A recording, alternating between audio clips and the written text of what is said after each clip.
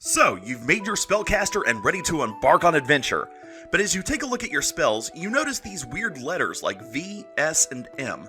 What do those mean? Well, fear not! On today's episode of Nat 1, we'll be taking a look at spell components for D&D 5e.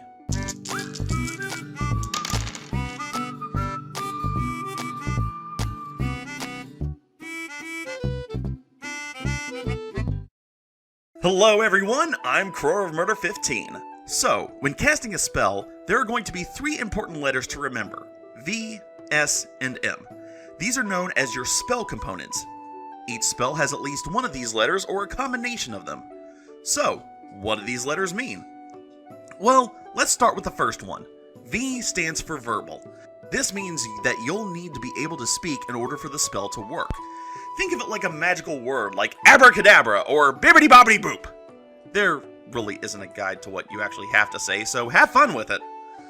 However, keep in mind that anything that can stop your character's ability to speak, like a ball gag or the silence spell, will render that spell unusable until your character is able to speak again. Next, we have S, which stands for Somatic. This requires you to be able to make a gesture with your hand of some kind, like a wave or a flick of your wrist. Once again, there's really no guide to what movement you have to do, so have fun with it. Just make sure the rest of your D&D group is okay with you flipping the bird before casting that firebolt.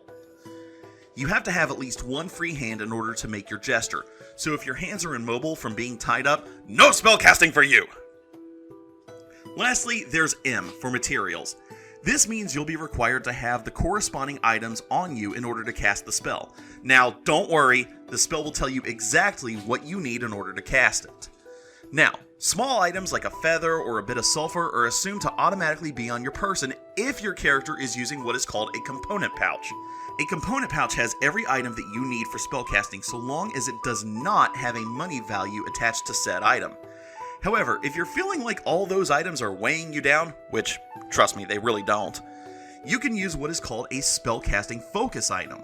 This item takes place of all the minor items that you need in order to cast spells, and depending on what spellcasting class you are, will determine what type of spellcasting focus you'll have.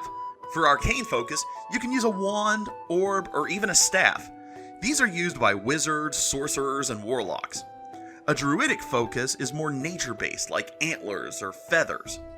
Clerics rely on their symbol of holy power as their focus.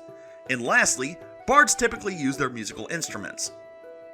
Now, what if the item you need to use has a noted money value next to it, like a diamond worth 25 gold pieces, or gold dust worth 50 gold pieces? Well, you'll have to purchase these items from a store or marketplace, and depending on the spell, that diamond and gold dust may be consumed. Just as a reminder, make sure to carefully read over your spells to see what components you need before casting. That does it for today. Join us next time as we take a look at how spells can affect others with spell range and area of effect. Until then, keep your wand at the ready. See you next time!